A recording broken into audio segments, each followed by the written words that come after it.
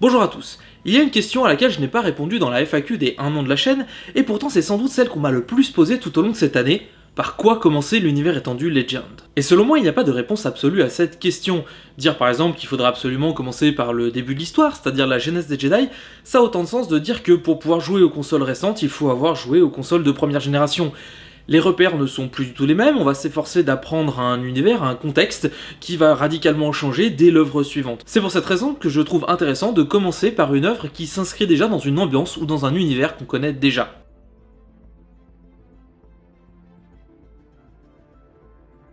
La Croisade Noire du Jedi Fu est une des œuvres emblématiques et essentielles de l'univers étendu Legend.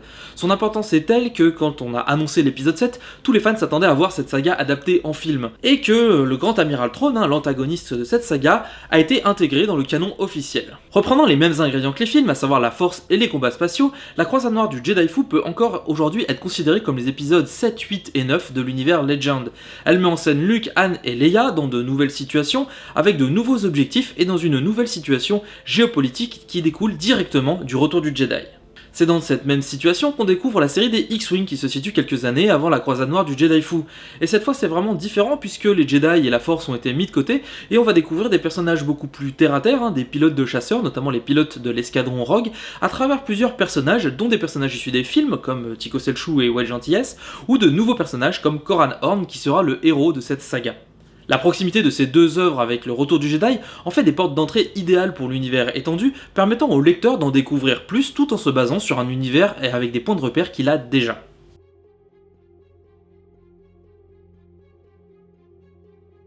La mémoire de Quinlan Vos, premier tome de la série Jedi, met en scène le personnage de Quinlan Vos dans une action située entre l'épisode 1 et l'épisode 2.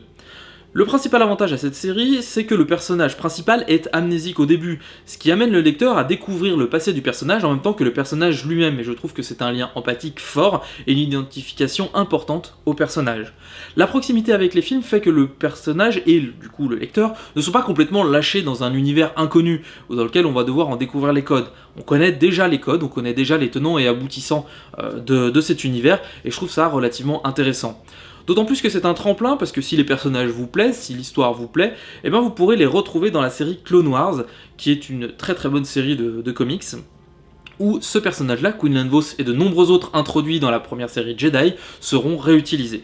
Je recommande également Chevalier de l'Ancienne République. Là on fait un bond de 4000 ans avant les films, mais on n'est pas complètement perdu, puisqu'on connaît globalement les grandes lignes de l'univers Star Wars, c'est-à-dire que les Sith affrontent les Jedi.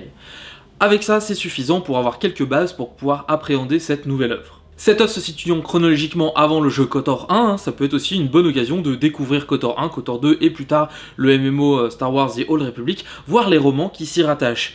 Si on est multi-support, que la lecture vous fait pas peur et que le jeu vidéo ne vous sont pas un problème, eh ben la série Chevalier de l'Ancienne République est une très très bonne porte d'entrée à toute cette petite période qu'on appelle The Old Republic.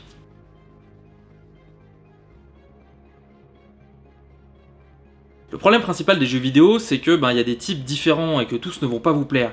J'ai donc choisi une petite sélection qui balaye un petit peu tout ce qu'on peut trouver en termes de types de jeux vidéo, je vais pas aller dans les trucs ultra spécialisés, mais globalement je vais vous citer un RPG, un FPS, un shooter et également quelques jeux de stratégie.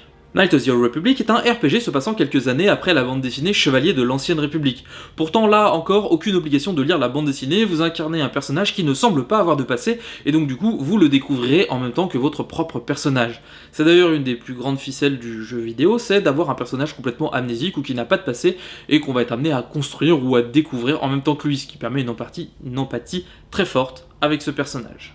Pour les FPS, je ne peux que vous conseiller la série de jeux Jedi Knight. Dans le premier, on va incarner Cal Katarn et on va devoir empêcher Jerek, un Jedi noir, de s'emparer de la vallée des Jedi. Là, on voit tout de suite le lien avec l'univers étendu, on va en apprendre un petit peu plus sur la mythologie des Jedi. Dans l'épisode 2, on incarne également Cal Katarn, et cette fois, on va devoir mener quelques expéditions à droite à gauche, mais on va surtout découvrir Luke Skywalker et l'académie de Yavin 4 qu'il essaye de remettre en place avec de nombreux apprentis qui s'entraînent dans les couloirs ou dans différentes salles spécialisées. Et dans l'épisode 3, c'est encore plus sympa, puisque du coup, on devient un membre de cette académie Jedi, et qu'on a comme maître Kyle Katarn, donc je trouve ça assez intéressant de nous placer comme maître, enfin comme apprenti d'un personnage qu'on a déjà incarné. Si vous préférez piloter un chasseur, je ne peux que vous conseiller de jouer à mon jeu préféré, Rogue Squadron. Vous incarnez Luke Skywalker et vous allez pouvoir piloter bon nombre de vaisseaux emblématiques de la rébellion, notamment le X-Wing, le A-Wing, voire même le Faucon Millennium et un chasseur TIE si vous entrez des cheat codes, ou même le Naboo Fighter si vous patchez le jeu. Avec tout ça, vous avez à peu près une quinzaine de missions, vous allez pouvoir débloquer des missions même annexes comme la tranchée de l'étoile de la mort, ou même une course de Skyhopper, le petit vaisseau avec lequel Luke joue dans l'épisode 4, et du coup c'est un rappel direct à l'univers étendu, puisque du coup on voit pour une fois une course de Skyhopper dont Luke a vaguement parlé dans les films.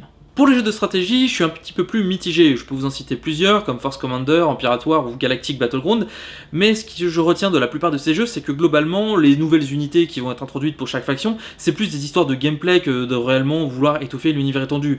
On a bien un petit peu de scénario, mais c'est jamais vraiment très poussé. Mais bon, après tout, plusieurs éléments de l'univers étendu très ancrés actuellement dans le Legend ont été introduits dans des jeux vidéo, comme par exemple Titon, qui a été introduit dans le jeu Star Wars Rebellion, qui n'avait aucun lien avec les Jedi, ce qui est assez un comble pour la planète mère des Jedi.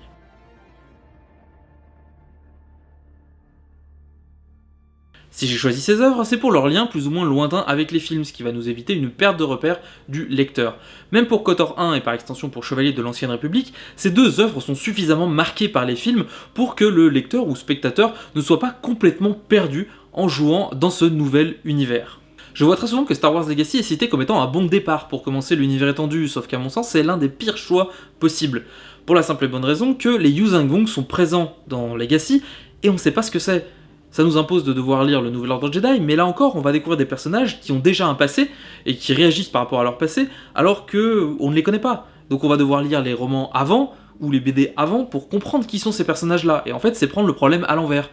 C'est pas parce qu'une œuvre est bien en tant que telle qu'elle est bien pour démarrer l'univers étendu. Si je devais résumer globalement la bonne manière de trouver une œuvre adaptée pour comment commencer l'univers étendu, c'est tout simplement prendre une œuvre qui ne dépend pas d'une autre œuvre. C'est-à-dire en gros une œuvre qui ne va pas réutiliser des concepts expliqués ailleurs sans les expliquer elle-même.